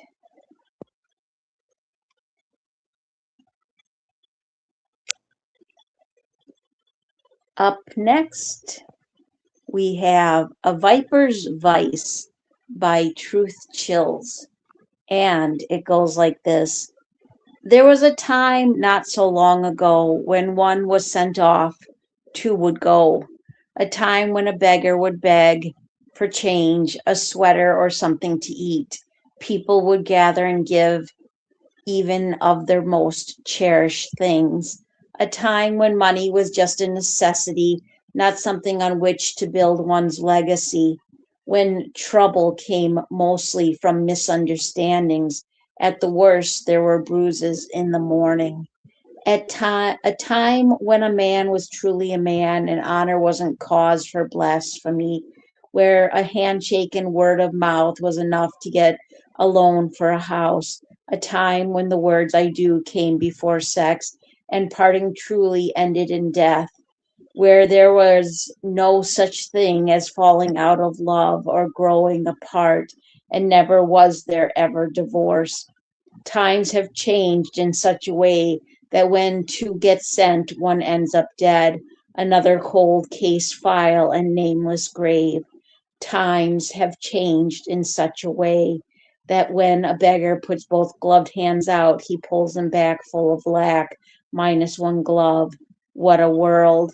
Times have changed in such a way that life insurance is reason enough to kill mother, father, sons, and daughters. Times have changed so dramatically that abuse is celebrated by condoning attacks on each other, every race, ethnicity, and color. Times have changed so drastically that intersexuality has added spaces to check binary in places. How does a man become a man when one of three born are convinced that emotions and feelings are for women? Times have changed so sadly that forever is really defined as until you get tired of me. The times will change, places will grow, people die, and people get old. There are things that time can't change. That is hope for a better, for the worse, and the inevitable of reaping what's sown. So now you know what has time taught us all, that a viper will eat viper. Which are you, viper one or viper two? To thine own self be true. End poem. Great read there. Well, tell you what, her name offers up the note to which she placed in this piece. The truth. Damn. Yeah, times have changed quite a bit. And it wasn't that long ago, if some can still remember back that far. Holy hell. She dropped a ton of stuff in here, and a ton of thoughtful engagement as well. Yeah. Times have changed in such a way that life insurance is reason enough to kill mother, father, sons, and daughters. Abuse is celebrated.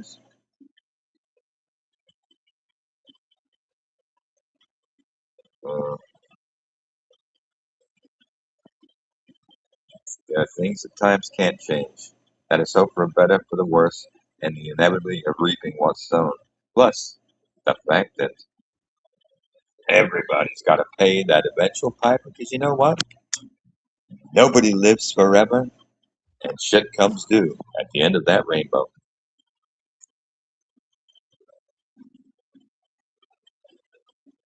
All right, Pam. Absolutely. Yeah. Well, I have to say, she brings forth a strong voice in this right. This is one of those rights where there's things I agree with and things I don't agree with. I do feel like, killing people for their not inheritance, but for the money has been happening since the Victorian ages. We definitely do live in a society where there have been a lot of changes, and they haven't all been for the better. I do agree that sadly we need to reach out and help each other more and be there for each other more.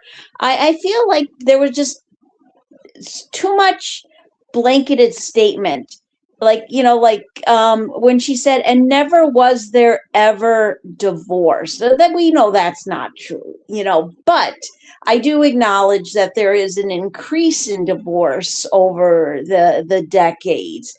And that there is a lot of really good points she makes about society and the idea of how we treat each other. And I really appreciate that about this right. I also really appreciate the ending, which the mention of Viper 1 or Viper 2, like, are you thing 1 or thing 2? And I find that I like the irony in that ending, because it's that whole idea that either way you're going to be a viper, so which viper are you going to be? So nicely done, and thank you for sharing with us truth chills, sorry about that, greatly appreciated. All right. Well, that Viper 1 and Viper 2 reminds me of Thing 1, Thing 2. Yes, that's exactly what I was thinking. I think I said that out loud, but I'm not sure. But yes, exactly. From Dr. Seuss. It's like the darker side of Dr. Seuss. And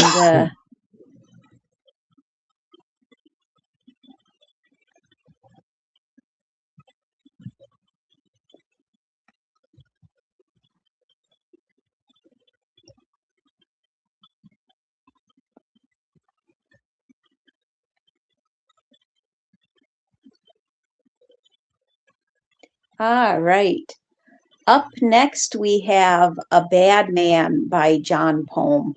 And go ahead, please, Rex, and give that a read. A Bad Man by John Paul. Why put on the brakes when I can learn from my mistakes without concern? I ran off with the farmer's daughter to her mama's despair, paddle into wild flood water, reckless past all care. Pulled dreaded copperheads from their den, caught a rattler, made him my dinner, rode my B-Max past Mach 10, bungee jumped upside down, a grinner. Like to smile like a crocodile, black leather jacket is my style. Satan shouts my name, reviled. I'm a barefoot boy, beguiled. I flew wing and wind 1100 hours free, till the sky broke my back and grounded me. Steel rods now where my spine once bent. Still I fly again, given chance and consent. I'm a briar patch in hiking boots, wild as poison ivy roots, a rabid dog in a straw hat, thirsty as a vampire bat. I am sour as buttermilk left out in July, sorry as a sinner scared to testify. When the Lord calls his wandering sinner in, I fear the gate might shut for all my sin. But Rennie caught this reckless roaming heart, loved the man beneath the fool's own heart. 40 years she's prayed the wild and me to tame, stood by me still when I played a losing game. My wife chases me with a frying pan, Lord knows how she stood by such a man. Some things no mortal soul can understand, so I kneel down nightly and ask again for grace to walk this gentle road. Amen. And boom. Great read there, Rex. This has a wonderful rhyme and flow. A great write by John Poem.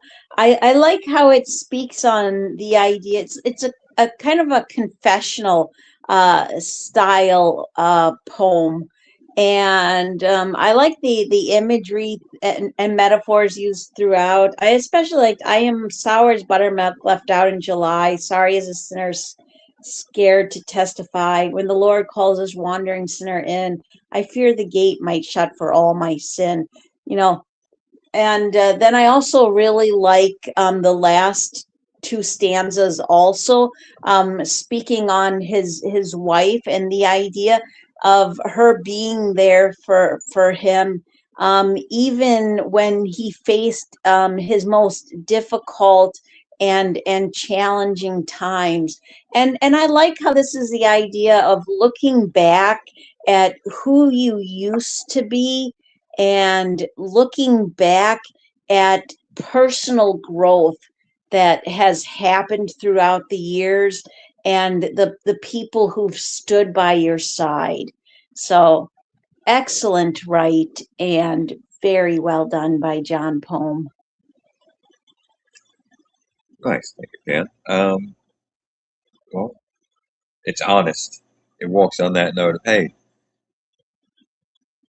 I've been that wild and as they used to do it, Steve Martin and Dan Aykroyd, wild and crazy guys ran that note, and still it's honest. Still ups up. It's honest enough in note to yeah.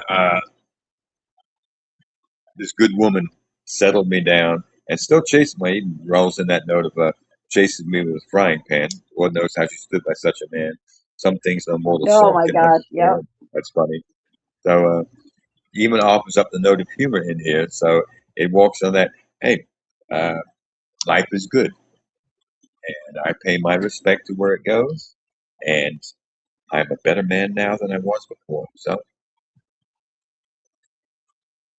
Absolutely. Absolutely.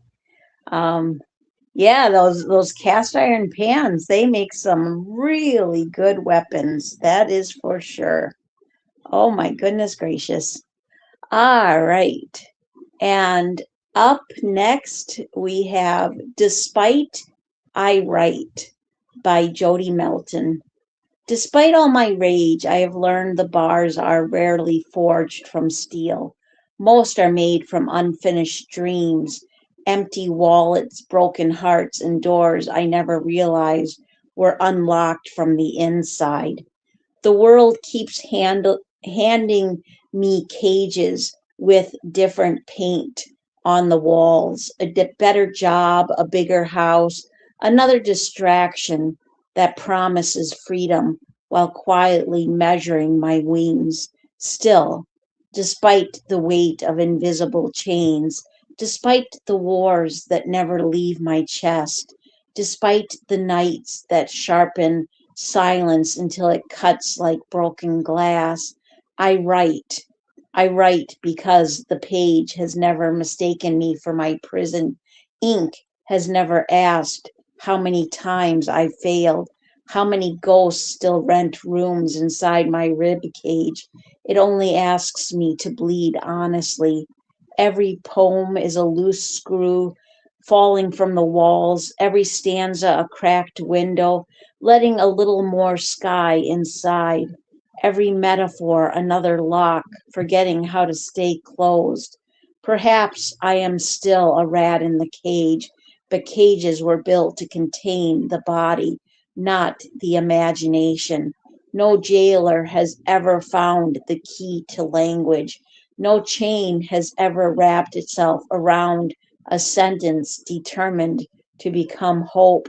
So I gather my anger like dry wood, strike it with memory, and let every line become fire.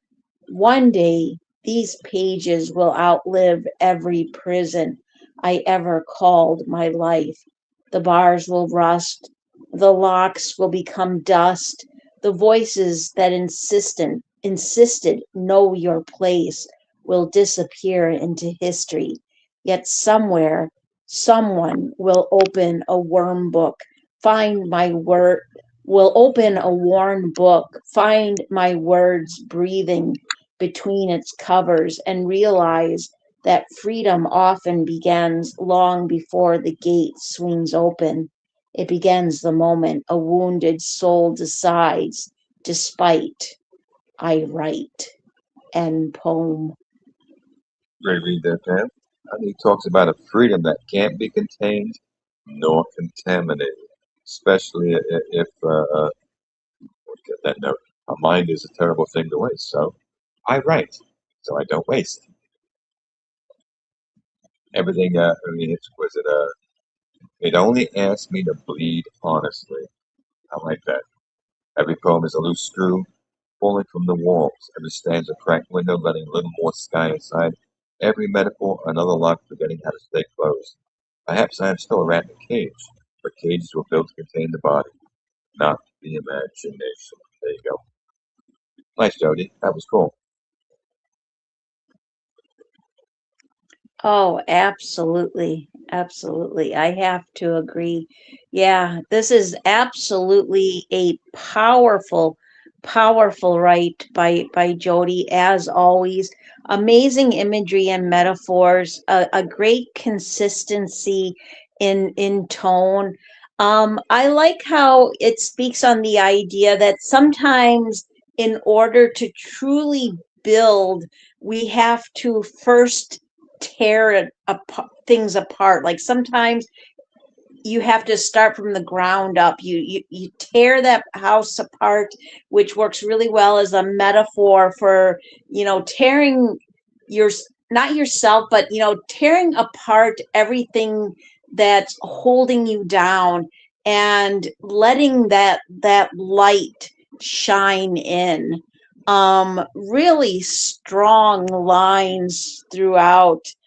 But I also really like how this speaks on the idea of how important poetry is in freedom of expression, to be able to pour out our emotions, to bleed upon the page and give us a sense of hope and purpose. And I thought there were great lines throughout, but I especially like, so I gather my anger like dry wood, strike it with memory, and let every line become fire. One day these pages will outlive every prison I ever called my life. The bars will rust, the locks will become dust, the voices that insisted know your place will disappear into history. Absolutely an amazing write and very well done. Um, and I know it's already 128, Rex, but we do only have two poems left, one from Captain Kerr and one from Naomi. So are you okay with? Yeah. All right. All right. Very cool. Very cool. Then I will go ahead and put up Captain Kerr's for you to read. And it is called A Venomous Calm. A Venomous Calm by Captain Kerr. Oozing copper residue streaked with oil, fangs deconstruct me, silencing the night. Clouds of plaster and downturned streets strip me raw in a skeletal rage. Dim lights ingest a slick polished bar. With phantom movements, I scent her approach. Her liquid voice, the smooth cut of her lips. No shield stops my mind, one lick of that flesh. Heated by neon, a harsh dessert treat. Rumblings of chaos? Your place or mine?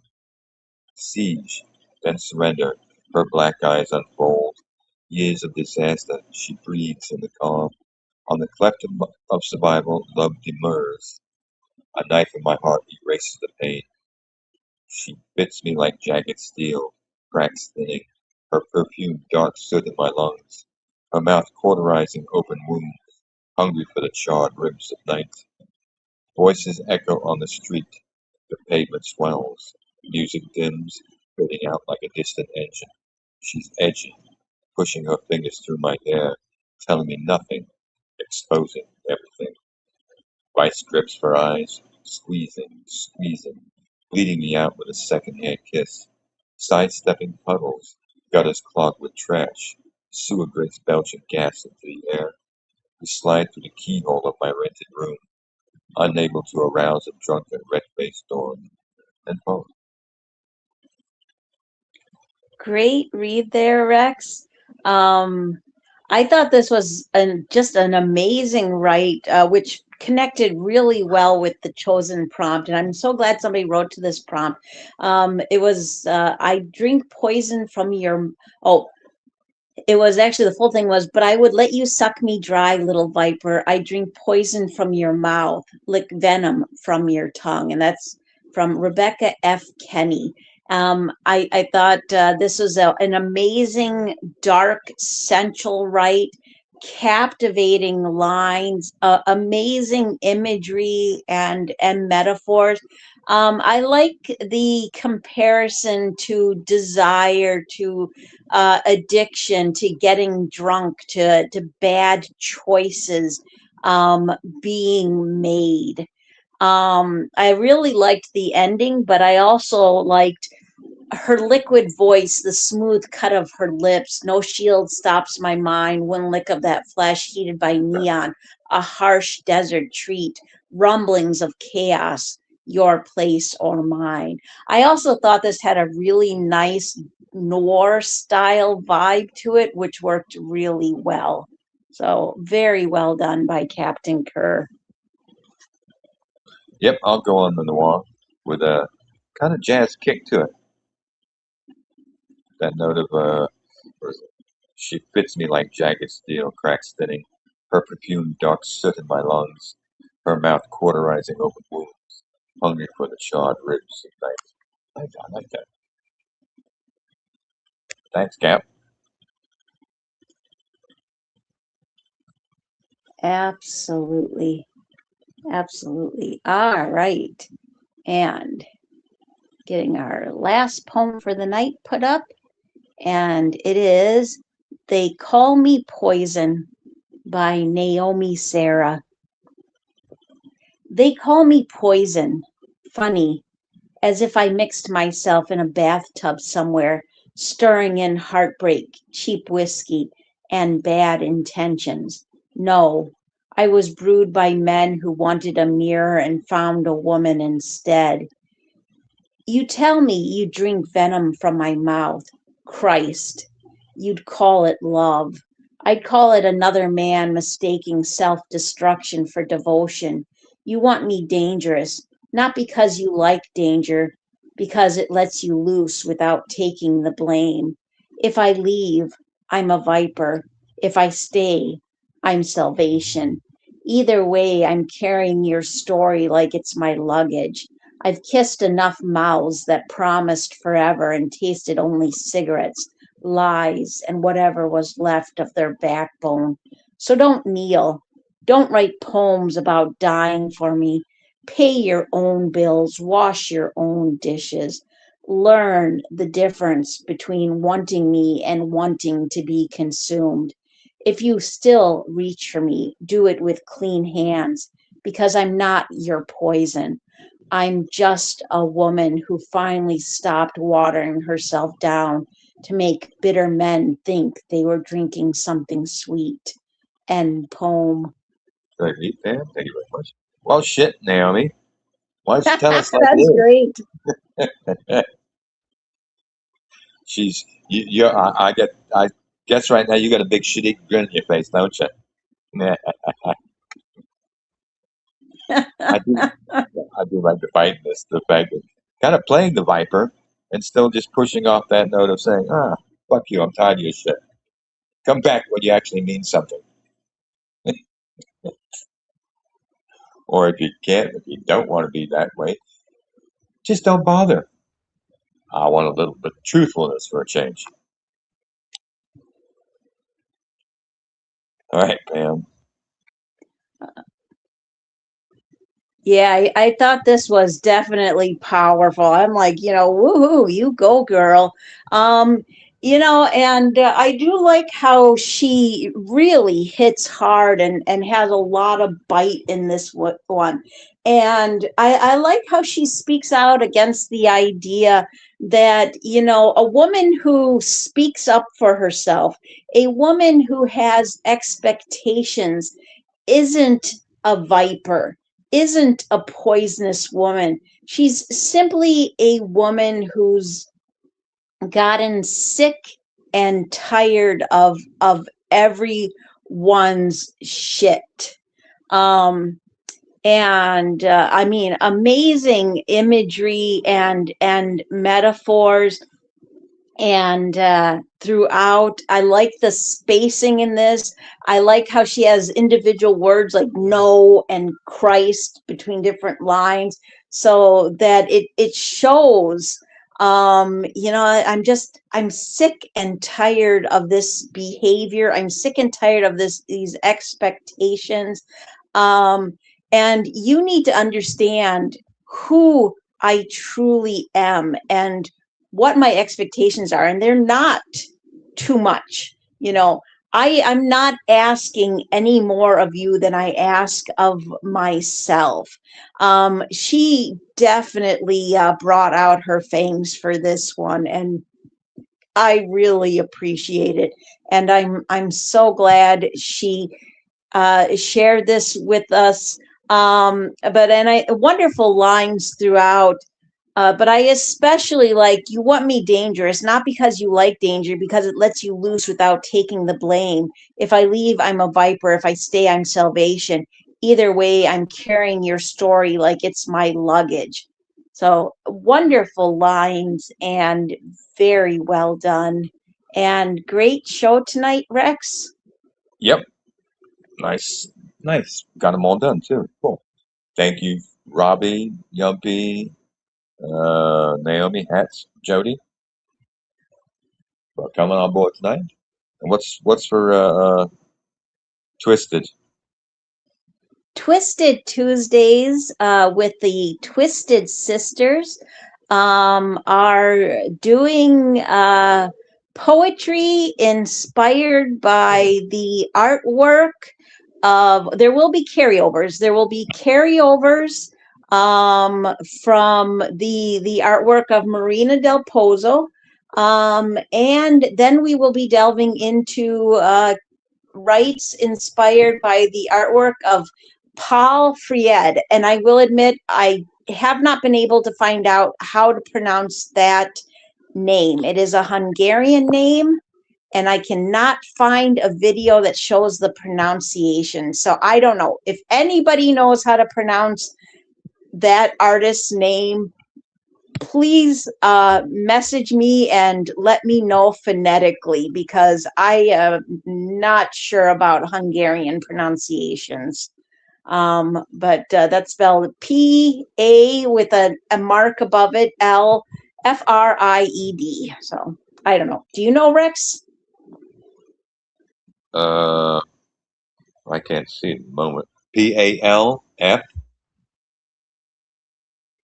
Yeah, but the A has a mark above it. And then it's, yeah. It looks like it's like a variation of Paul, like it's Paul. And it looks like it's freed, but I don't know. But either way, some absolutely amazing artwork for inspiration. I'm looking forward to delving into the poetry. Oh, and I also would like to mention that I am looking for sensual rights for Wednesday's Art of Seduction show, which I'm accepting open sensual on the topic board. And I also have a contest up with the artwork of Gabriel Moreno. So, yeah, and like I said, awesome show tonight, Rex. Yep. All right, gang. We'll see you next Tuesday. So have a nice evening or day or whatever you might think to have.